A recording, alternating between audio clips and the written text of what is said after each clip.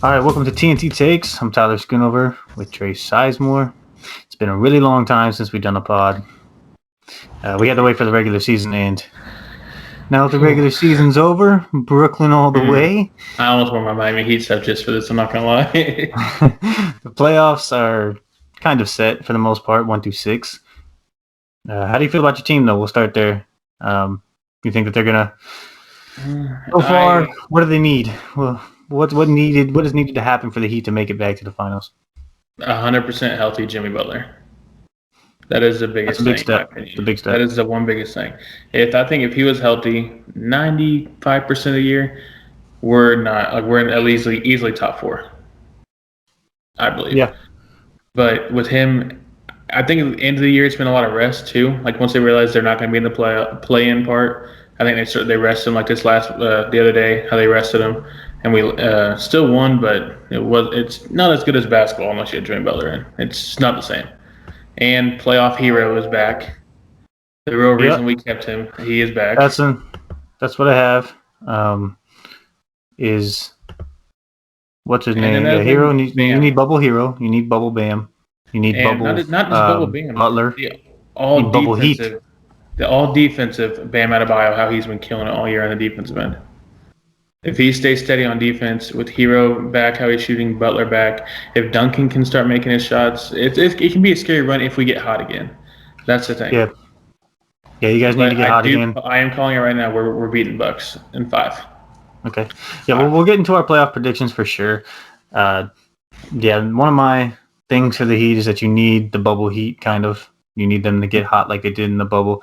It's going to be tough because they're going to have some fans there this time. It's not going to be empty stadiums. They're going to have to perform in front of the stands. What are you talking about? Well, it's not your home court. I know. When he gets there, that's all that matters. Yeah, but I also had that you guys have to get past the Bucks and the Nets. That's the key. If you guys can get past those two, you guys can easily make it to the finals again. Possibly win it if you get past those two. If we beat the Nets, we're winning the whole thing. Yeah, it's a team that you can never count out, but I'm counting them out. So. Oh, okay. Yeah, all right, and then so I'll get on to the Nets. What the Nets need, of course, everybody needs to stay healthy. So I'm not going to really throw that out there. That's an obvious one. But we need to sit DeAndre Jordan for sure. That's one thing is DeAndre Jordan needs very minimal minutes unless we're playing against Embiid. I'm not worried about the Wizards bigs. We'll probably play the Wizards at the Celtics first round. I'm not worried about either of their bigs. I'm worried about their guards and Tatum. So I think Claxton needs to be out there. That's another one I have is Claxton needs to be playing. He needs to be starting because that guy can switch on anybody. That's a big piece. And then I also have that I'd really like to play the Celtics round 1.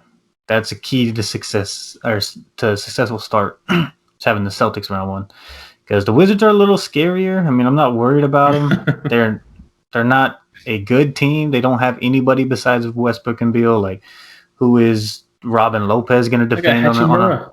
Oh yeah, I mean, he's not stopping Durant. I mean, nobody's stopping who we have though. Their defense is terrible, and if we're getting into a offensive game against another team, I trust our offense over the other team's offense.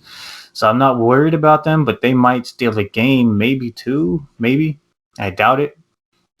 But yeah, but against the Celtics, I just see a clean sweep. I don't think it's going to be tough at all against the Celtics. They have better coaching. I don't know. They have better role players. I don't know.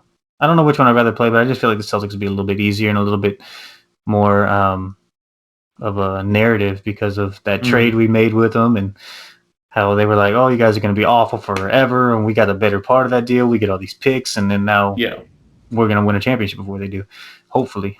And then also with Kyrie and that whole Boston issue, I'd love for us to just whoop up on him and him score 40 a night against him. But yeah, I'm hoping that's my keys to success is staying healthy and having DeAndre not play, Claxton playing, and then playing a little bit of defense is a big part too. We gotta hit that defense. But yeah, I think our starting bigs, it's got to be Claxton, Blake, and Jeff Green. Those are the only people that should be playing 5 minutes. That 5-man minutes. But I had 2-part star as well. Go ahead. Yeah. My number 1 is for Steve Nash to let Durant, Harden, and Kyrie run the show. just like I don't want him to like overthink stuff like he has been somewhat of the year. Like let Durant take over, let Harden, let them do what they do. The reason you have the 3 best scorers in the league all on one team, you're gonna outscore. And then number 2 is get Jeff Green going. I think Jeff Green's I think in my opinion he's the most important piece because he can play offense and he can play defense and he can get the boards on most 5s. Yeah, I think if they get him going, he's solid. Jeff Green's been one of the biggest pieces. I think Blake Griffin is going to be one of the biggest role players too. Mm-hmm. That dude has been really playing well for us. Yeah. The Nash, I don't see Nash as being an issue. During the season, he was making some weird calls just because he wouldn't call a timeout here and there, and he was trying to let them play through that adversity, and we'd get down by too much, and then he'd call a timeout too late. That's where some of our losses came in. I just think going into the playoffs, the team you have, like in a lot of his mindsets, the Nets are the team to beat. And I think it puts pressure on Steve Nash being his first year with such a good squad. Like you don't see this squad ever. Like this is a crazy squad. Yep. And I think I don't know if the pressure might get to him. He might make some dumb substitutions, like dumb time, just something small, like make a key factor. Yeah, new coaches can make mistakes, especially in big time situations.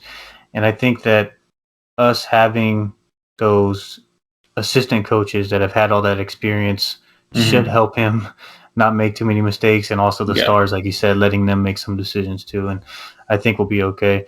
But yeah, it's championship or bust for the Nets. It really is. So while we're on the Nets subject, though, I know you saw that play. I'll put it up. I'll put it up in the thing. But I was going to ask you, do you think that's the best play of the year so far? Play of the year for one. I think so too. Behind the back pass, halfway down the court, perfectly to Kyrie. Like I know. Just in general, that's a perfect play.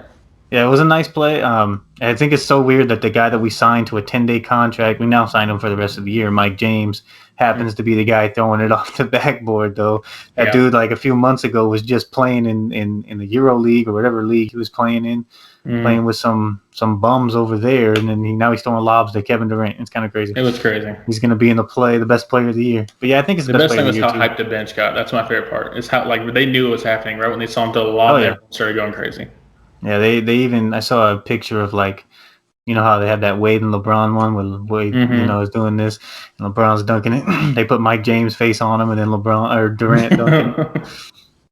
Yeah, I think that'll be the best player of the year. I mean, I don't know what other options there are. Maybe that Anthony Edwards dunk, but I feel like they have a category for best dunk of the year. You know, be the play as that. That's the best play exactly, and that's why I think best play. Maybe not the best dunk of the year. Is Anthony Edwards. It's either Anthony Edwards. Miles Bridges had a nice one, but I think Anthony Edwards. But I think Anthony Edwards beats his because the way he gets up, I'm like, good God. Yeah, I like Anthony Edwards' dunk. That dude fell on his ass too. So we're gonna move a little bit into the playoffs. We'll switch teams here. We're kind of gonna move on to a new team. Do you believe the Lakers repeat? Let's say that. No matter how much I love LeBron, he's my favorite player all time, in my opinion, to go. But I don't think it happens this year. I think they don't have the role players to compete with certain teams. And LeBron's even said it himself, he's not 100%, but that could be a fluke. He could just be saying that. But he is getting up in age. Injuries take a little bit longer. Look at Kobe when at the end of his career. Injuries start taking a toll when you get older. And then if LeBron's not 100%, AD, we saw how he leads teams with New Orleans. I don't think he can lead the Lakers team with no healthy LeBron in a series against the Suns, in a series against the Clippers, any team. If something happens to LeBron has to miss 2 games, there's 2 losses. Yeah, that's basically what I have. But Anthony Davis, you got to remember, he's had his injuries too. I mean, he's had an Achilles scare this year. He's had an ankle scare this year. He had a back issue. When he had back spasms, he started holding his ankle. I was like, he was holding his ankle, and I guess when he sat out, his back tightened up on him. I don't know. His ankle ended up being fine, and his back was hurting. So, yeah, but I'm gonna say no to them repeating for sure. And I don't even have them getting out of the West. I'm not saying it's not possible, but coming off a season where they played for that long, they played all the way till the end, and then turning around 2 months later and starting back up. I'm not gonna lie, it's a scary thing to play Steph right now. Steph's killing it. Yeah, they could easily lose that play-in game, but they're gonna make the playoffs. But they're gonna make the playoffs no matter what. But it depends on when they're playing. But I want that 7 seed. The Jazz at the 8 seed. I really could see it. I could see them upsetting the Suns too, but you want that 7 seed because I think that the Suns are easier than the Jazz. See, in And then my opinion, I think it's the opposite. I think the but it's Suns that might be a little second bit round. harder. It's that second round. If you beat the Jazz, then you got to play the Clippers. Oh yeah. If you beat the Suns, you get to play the Nuggets without Jamal Murray, which they've been playing well. Michael Porter's been playing well, but that's an easier win. I mean, they whooped them up last year in the playoffs. I think that's an easier win than playing the Clippers second round. If they run into the Clippers are making it past them. Yeah, that's what I say. But yeah, I mean, they had no rest going into the season, and then now they're going to get no rest going into the playoffs because they have that play-in game. Yeah. Every other team gets a week off. They don't get that week off, especially if they lose that first game. Then they got to play another one before the playoffs actually start. And I just don't see it. The West is crazy. Yeah, I think if they end up that 8 seed, though, I think they will lose either to the Jazz or the Clippers. They'll lose in the first or second round. If they get that 7 seed, though, they'll play the Suns, and I think they end up losing in the conference finals. Yeah, exactly. And that's another thing. Everybody's taking them to 7. The Jazz will take them to 6 or 7. The Clippers will take them to 6 or 7. The Suns will take them to 6 and 7. If they go the Nuggets Suns, will take them to 6 see at least. The Suns upsetting them, like not even upset because they're ranking wise, but like skill wise, I could see the Suns actually knocking them out in the first round. Chris Paul has been crazy with Devin Booker and Ayton. Like that team, those three are a solid big three, and he's leading them. And if in my opinion, for the most valuable player for how he stands for the team, Chris Paul should have the award a couple times. But they're not going to go offset. Chris Paul means so much certain teams that some people don't think about, and I really don't think if LeBron's not healthy, that's going to be hard to stop Booker and Chris Paul. It's not a lot to do. You can stop Chris Paul. He's not. LeBron has never lost in the first round. I know. LeBron is. I don't see it. I don't see him. You never. I think Phoenix is just too new. You know, like I don't know. I just don't. I don't think that they're quite ready for that. I think if they had one more star, it's a totally different story. But I don't see them making it far in the playoffs in general. And LeBron is watching film right now, just studying. And so I mean, Chris Paul is too. But I'm saying, what? He's reading the first page of some book right now too. Every picture he's reading a book. It's always the first page. Yeah, it's always the first page, and then he's just all right. Next book. But yeah, they're gonna have to play 6 or 7 against everybody that they play.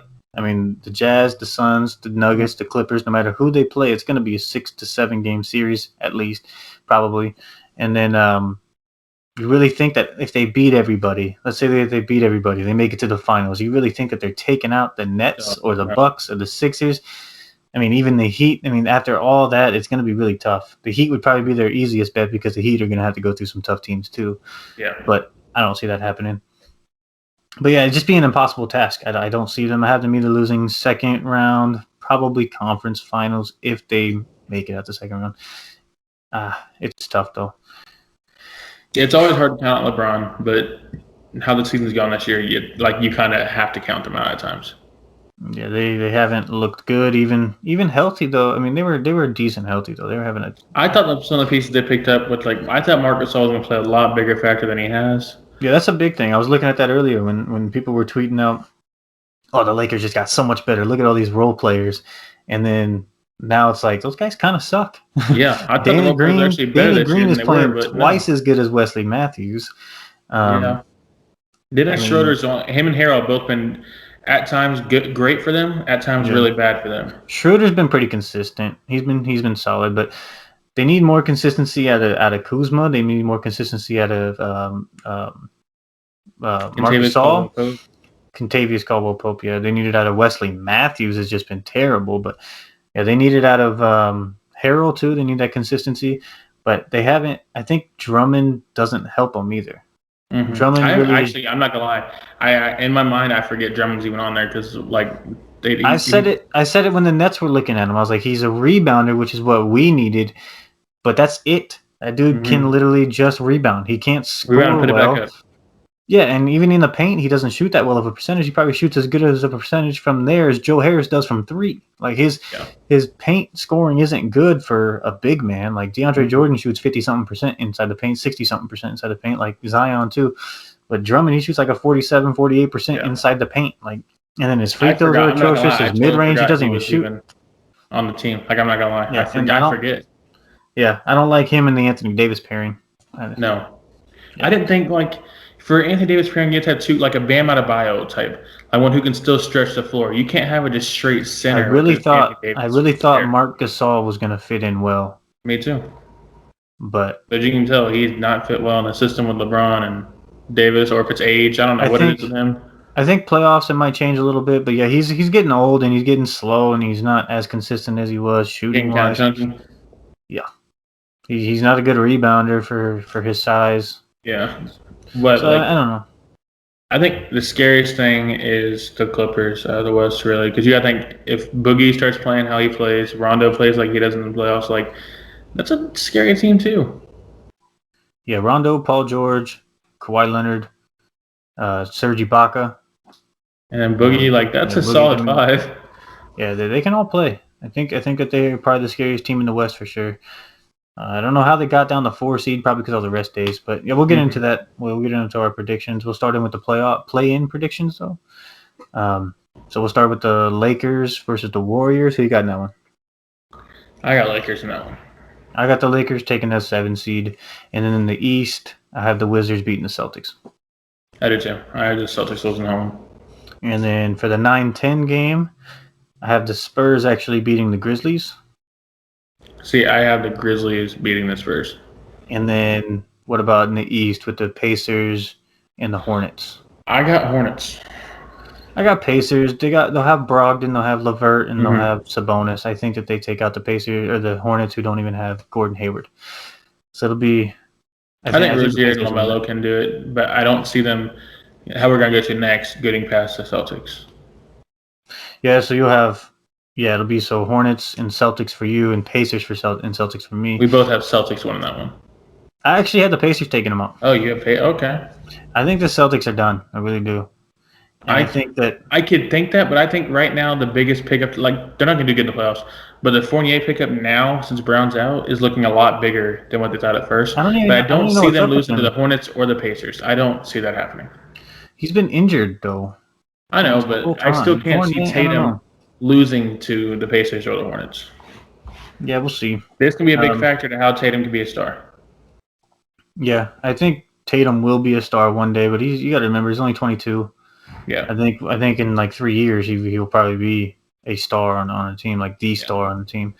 We'll go back to the West where it's Warriors against the Grizzlies for you, and then I got Warriors and Spurs, and then I got the Warriors winning. I got Warriors. Yeah, I think the Warriors will just probably. Like I said in the very beginning, we started doing this. Warriors are making the playoffs. Oh yeah, but the Suns aren't. Yeah, that's what you said. I did not see the Suns doing how good as they did. Yeah. I forget the Chris Paul magic, but I did not see that at all. When we made those predictions, though, James Harden was still on the Rockets, so I had the Rockets in there, which they would be if James Harden was still on that team. But unless he got hurt. That you didn't have. I had the Raptors out from the very beginning, and you had them in. Yeah, I didn't have them out. I said the big thing was losing Ibaka and Gasol, and I had the Wizards sliding in there though. Freaking. I don't think any of us. I don't think any of us had the Knicks. Screw Kyle Lowry in fantasy. No, I did not have the Knicks. I don't even think I had the Hawks. If I did, it was like an 8 seed, I think. Yeah, I had the Hawks at 7 or 8 though. I think I had them at 7 and Wizards at 8. But yeah, it didn't turn out too different. The Knicks were a big surprise. I thought the Hornets were going to be a big surprise, but they kind of fell off towards the end. But yeah, if they had a fully healthy squad, I could have seen them making a bigger push towards it. Yeah, so that gives us our play-in. We'll push off to the actual playoff predictions. I think we'll have the first round pretty much locked up for both of us, at least in the East. Maybe not because you're a Heat fan, but oh, you got the Bucks beating the Heat. Okay. Yes, I do. I got the Sixers and Nets. I mean, you said Bucks it last year, so advancing. Yeah, I did. I know. That's why I said you can never count them out. But again, I'm counting them out. So who do you have? I have the Sixers winning that 1-8 game, or the Nets winning the 2-7. I have the Knicks taking out the Hawks, which I think will be a really good matchup. And I have the Bucks beating the Heat. See, I have all those but the Heat and Buck game. I have the Heat and Buck game flipped. I have the Heat moving on. So the second round, it'll be Heat and Nets and Sixers and Knicks for both of us. I'll have the Nets and Bucks. Either way, I have the Nets advancing on that one. And then I have the Sixers taking out the Knicks pretty easily. I have the same thing. I have Sixers and Nets. No matter how big a Heat fan I am, I don't think, unless something crazy happens, it's going to be hard to stop all three. Like, it's hard. You guys are defensive-minded, so, I mean, you guys we have Butler, we have Durant, Bam Adebayo, who's guarded Durant before. He's done it. He's done good against them. But I don't know how he can do a whole 7-game series with Durant, because Durant makes crazy shots. Like, Yeah, Durant does the some amount of crazy stuff that you shots, don't see. the amount of shots that Durant takes that are contested are crazy, and he There's just times you're sinks them. thinking about it, you're like, no, it's not going. And you're like, how did he make that? He's got a hand right here, and it's just Yeah. splat. But how about I want to see it? Like, I think whoever wins the Heat and Nets one, it goes to the finals too. Yeah. So do you think? Why are you so set on the Heat beating the Bucks? I want to know that. I think it's going to happen again. Giannis in the playoffs is not going to do anything. Okay. And I really think the whole thing with Bam right now getting somewhat snubbed at Defensive Player of the Year, and some people saying that he's not worth the max money. Because on Twitter, a whole bunch of people, like even Heat fans on Twitter, are saying how he's not worth max money. I think that him and like he's been saying this whole year how the defense end of the game needs to step up for the Heat in general. Like the Heat culture needs to come back. And Jimmy Butler's been saying it. I think right now it starts up again just like it did last year. I think Hero's heard all the critics. He's going to start scoring again. I think really Jimmy puts the team on his back again. But even if Hero has a bad outing, I could still see us making out of the first round. I think if this was the Bucks from last year, I'd agree with you. But the Bucks, Drew Holiday is a huge piece. Drew Holiday can guard anybody on the perimeter. I think he's the best perimeter defender in the NBA. No, I feel you. People say that Ben Simmons is an amazing defender. This guy has the same amount of steals and no one gives Drew Holiday credit for what he does. He averages the same amount of steals and blocks as Ben Simmons this year, and he can score way better score. Oh yeah. So that's why I think the Bucks end up winning, because they really had a big improvement from last year, and they really improved their defense with Drew Holiday. I really like that Drew Holiday pickup. But yeah, I thought they gave up a lot at first, but I still kind of think they still give up a lot for Drew Holiday, but it's working out both ways pretty much. Yeah, it's turned out pretty well. I think that the Bucks and Heat should go to 6 or 7 at least, though, 6 or 7 games. And then that'll bring the Nets. Hopefully we had an easy first round, 4 to 5 games at the most. And hopefully those 4 wins were like blowouts. So then in the fourth quarter we can have some rest. And then we get a refreshed, another ass kicking round. No matter who you play, the Heat or the Bucks, it's two defensive teams too that have people who can guard the three. That's a big thing too. Like in the East, I think there's a lot more like defensive teams that can go against the Nets than teams who can make it out of the West. Yeah, I think the West, because I don't know, the Jazz have some pretty solid defense, and the Lakers have some decent defense at times. They're kind of questionable though, because Andre Drummond, that's another thing he doesn't do is play defense. Mm-hmm. I don't know. It'll be tough, but so we have Nets and Sixers in the conference finals. I have the Nets making it to the finals. I have the Nets making it to the finals. Okay, so we'll move on to the West, and round 1. I have the 1-seeded Jazz advancing, but I have them. I have them playing the Warriors in round 1. I think you do too, right? We both have the Lakers Warriors. Okay, so yeah, I have the Jazz beating the Warriors. I have the Lakers taking out the Suns. I have the Clippers beating the Mavs, and the Nuggets beating the Blazers. Yeah, that's how mine is, yeah. So you do have the Lakers taking out the Suns? I do have the Lakers beating out the Suns. I think it's going to go down to 7 games like we talked about, but I still see them beat the Suns.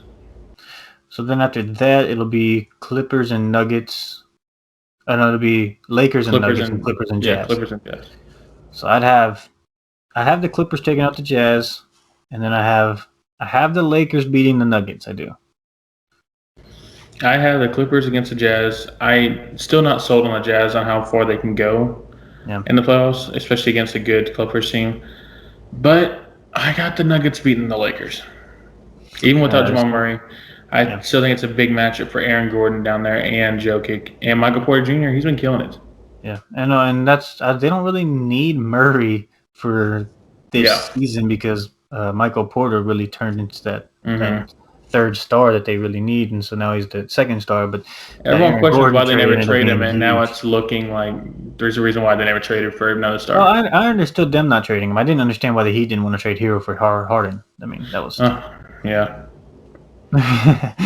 But that still cracks me up. All right, so we got the Clippers. I got the Clippers and Lakers in the conference finals. You got the Clippers and Nuggets.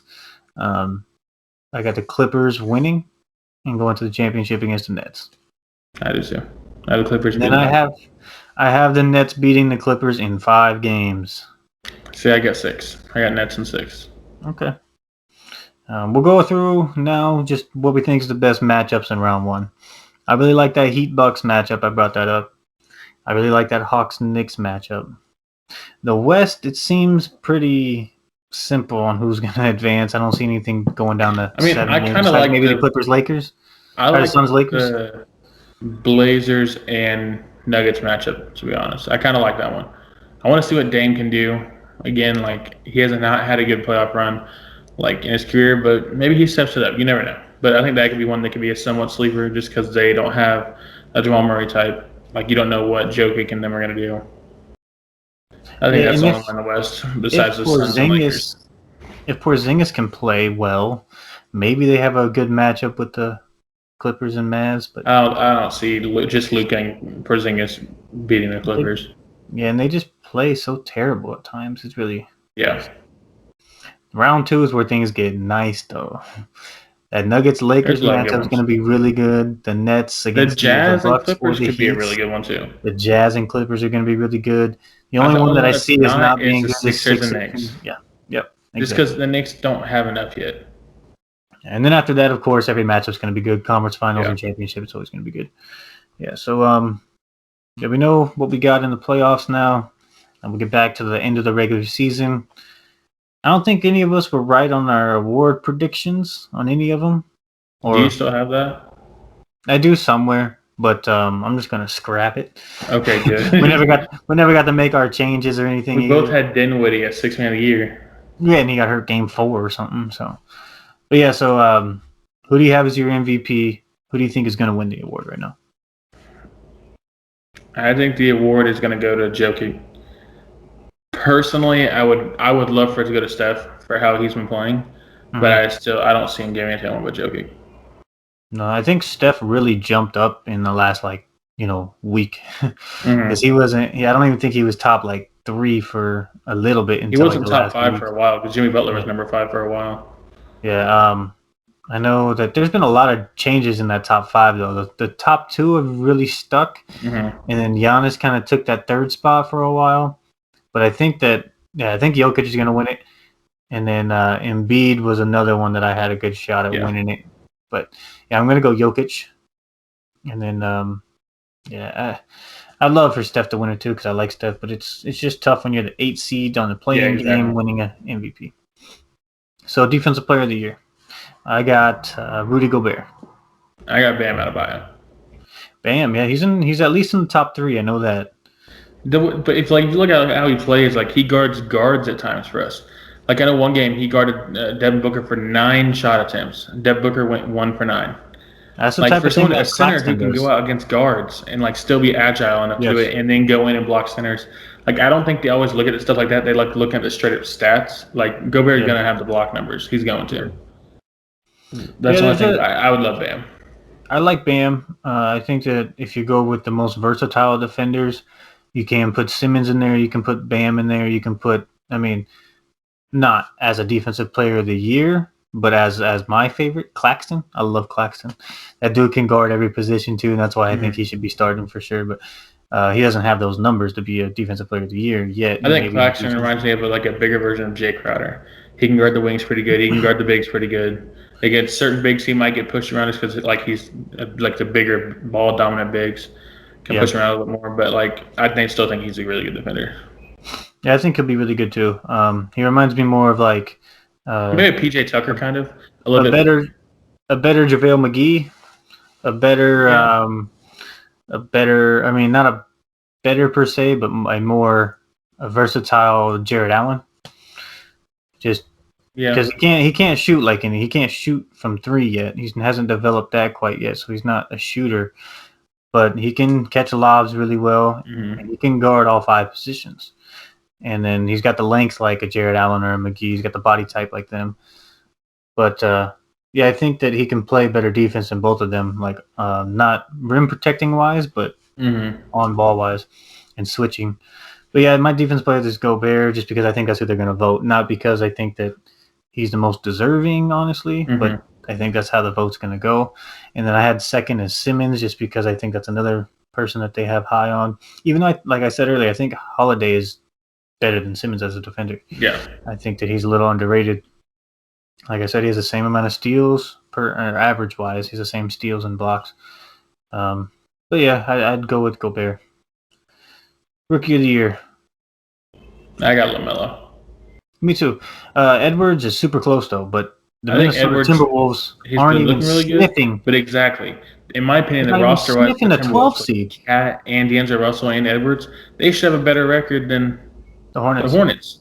And I think LaMelo, when he was out, like they didn't miss a big step, but you can tell they missed a step in his category, like finding the players open, like making the crazy passes and being the highlight reel that he is. But I still see him. If you look at him, he missed 20 games, was it? And he's still top 3 in every single category besides, I think, blocks for rookies. Yeah, the rookie class seemed kind of weak, I didn't like this rookie class. I think we thought was going to do a lot better, like in the very beginning, how we thought was boom or bust. There's a lot more bust than what we thought. Yeah, and Halliburton looked good though. I liked Halliburton from the Kings, but we both thought the Wizards used Avdija. We thought he was going to be really good, but he's not. He didn't play well with that team though. But but even in general, he didn't do the spot up shooting like I really thought he was going to. He was supposed to. Yeah, he was supposed to be better. Patrick Williams did better than we thought. I thought he was going to be a bust. I thought that was a bad pick, but he actually hasn't been bad. And I thought, who's the dude that got drafted by the Suns? What was his name again? It was the power forward. I can't remember his name, but I thought he was going to be good with that role because of Chris Paul and throwing the lobs. But he did awful. Like I don't think he did really any minutes. Yeah, I don't even. I think I had him as a bust just because he was in a log jam position, kind of. Mm-hmm. But I don't remember honestly. But yeah, I don't even remember his name. That's how useless he's been. Yeah. But yeah, I would put Edwards just because he's played all year. But Edwards is a better scorer, but I think all-around rookie is LaMelo. You can't even get him in the top 10? Like, my God. Yeah. You can't even make the play-in tournament? And you have D'Lo with you. I get he wasn't healthy the whole year. But then you have Cat who wasn't healthy the whole year. But you saw 2 really good players with you compared to the Hornets when their top 3 is Rozier, Hayward, and LaMelo. And then you got Karl-Anthony Towns, who was at one point a top center in the league. Not number 1, but he was in the top 3 for a while, like a decent part of his career. D'Lo, who's been underrated in my opinion as a point guard.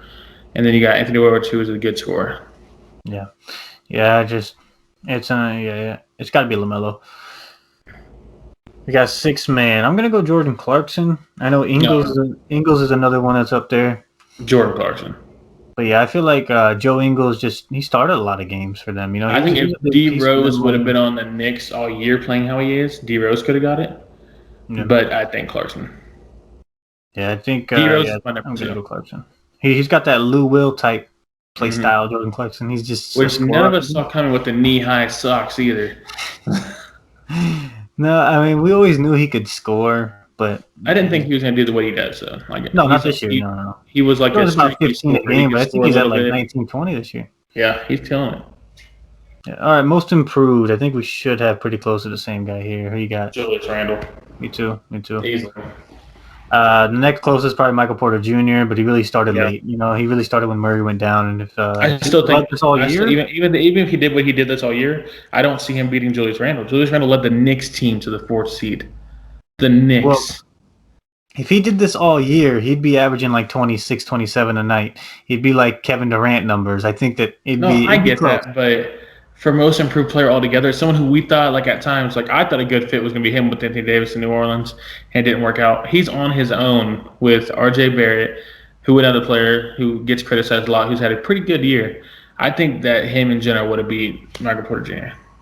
Yeah, I'm not saying Porter would have won it for sure, but I'm saying it would have been a lot closer of a race, and it would have been a possibility. I could see people choosing either one. Mm-hmm. But the whole R.J. Barrett thing, that guy just doesn't shoot well enough for me. No. That guy he has terrible field goal percentage, but he'll put up points, but he's shooting like 30 shots a game. Yeah, exactly. I mean, when you have that type of team, though, that's why they're good, is because you can have – I think the biggest piece to them is Theo Pinson. Yeah. You know who that is? I know something about him, but I don't think he's that big. I think the biggest thing is Rose. He's not that big of a on-court guy, but he's like the life of any team that he's on. He's that bench guy. He's the first guy up. He's the most hype on the bench. He's like the Dudley, the Haslam, like every team needs. He was the one on the Nets when we made that playoff to the Oh, playoffs, okay, I the got you sixth now. seed. He was the one that was dancing on the sidelines. He's the guy. I like him. He's got that upbeat personality that really I makes thought the you meant team all serious together. player. He's a glue guy. He's one of those guys. I really like him, and I think that he's a big piece to anybody who's actually trying to um, maximize players' potentials. He's got that type of energy that can just bring a team together. I like him a lot. I think he's a bigger piece than people actually realize. But we'll move on to Coach of the Year. I got the Knicks coach, Tom Thibodeau. A second for me was Steve Nash or Doc Rivers, just because the Nets have had 30-something different starting lineups and 30-something different players on their roster throughout this entire year. We've been plagued by injuries, and we still finished top two.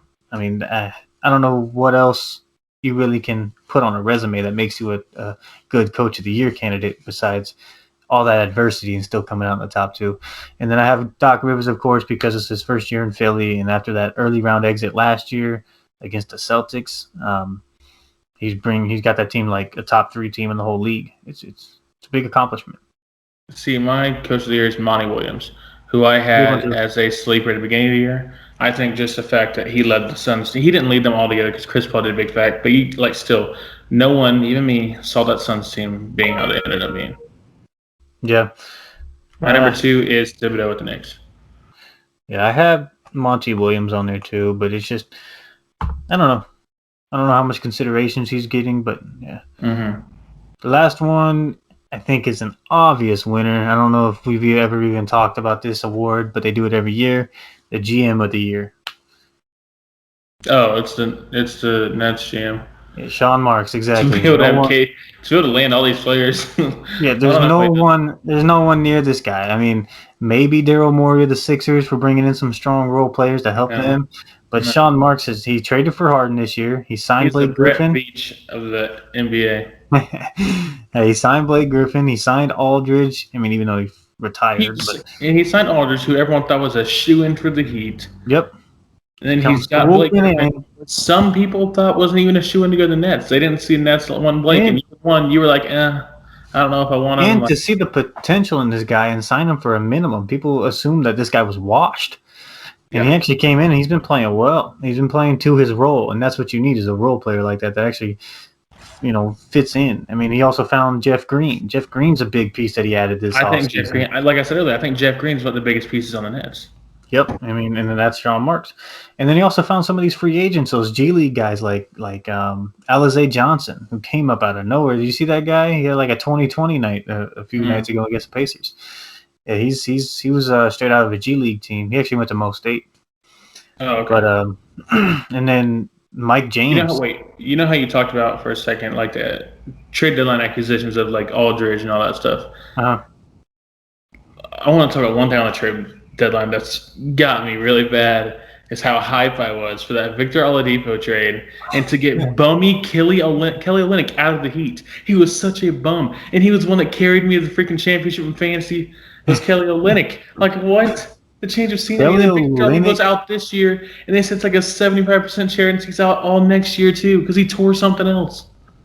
Yeah, Oladipo was. Oh my god. Not yeah. A healthy Victor Oladipo would have been crazy for the playoff run. But did the Rockets even win that deal, to be honest? I mean, I guess they kind of did. Kelly Olynyk won the deal. Yeah, you guys aren't going to get anything out of Oladipo now.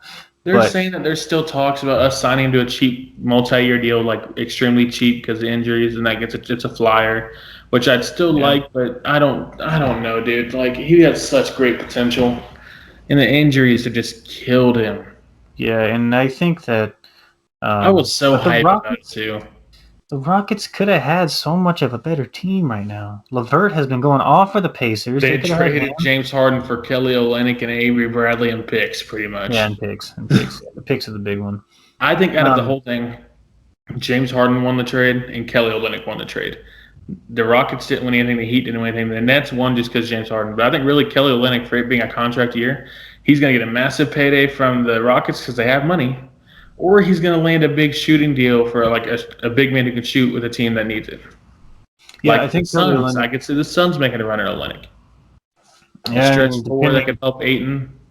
If they Depending on money, if they don't though. feel Jay Crowder is going to be the long-term suit for the next 2 years, he had a 3-year deal when they signed him. Yeah. Well, I think that sets up our awards, though. We're done with that. We'll move on to the last thing that we got is our all NBA picks. First team, I don't know if you want to go, if you want me to.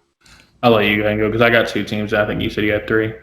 Yeah, I got 3 teams. So I'll go with the first team. I got Steph at point guard and Dame at the other guard. And I got Luka, Giannis, and Jokic.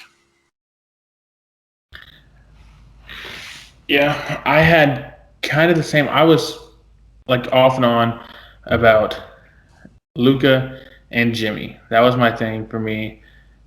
And I'm going to give it to Luka just because hasn't had the injury problems that Jimmy's had. I think Jimmy's healthy all year. He's a for sure in for the first team. But my team's that exactly. Yeah. It's tough to figure out where you're going to throw Jimmy. It was between, I'll get to it later, but my second team doesn't have him either. Mm-hmm. So my second team is Chris Paul, Kyrie Irving, Kawhi, Randall, and Embiid. All right, yeah. Mine is Chris Paul, Kyrie, Jimmy, Randall, and Embiid. The third team is where I could really put him in, but I decided to throw LeBron at that small forward spot. Mm-hmm. So it's crazy thinking LeBron's a third team, like just in our heads, like you're like, damn. Yeah. He would be first team if he played all year. Yeah. He just had that injury where he was an MVP candidate at the beginning of the year for a while. But yeah, I have the third team as Westbrook. I guess I could, you know what? I'll do that. I'll do Westbrook, Butler, LeBron, Zion, and Gobert. Instead of Paul George. I'll remove Paul George. But I have some honorable mentions, so Paul George will get moved into that, along with Bradley Beal, Jason Tatum, James Harden, Kevin Durant, even Vucevic could have been a decent option, but it's just a lot of these players, they either have still no Bam Adebayo love. None. Bam's in there. All right, Bam's another honorable mention, but his numbers were all right. He had 18 and 9 this year. Mm-hmm. That's the only reason. Levine is another one that could have been added. It's just I think Jaylen Brown, if he would have stayed healthy all year too. I like Jaylen Brown a lot this year. Yeah, he did good. Yeah, there was a lot of good players though, and it's tough, really tough to decide on that.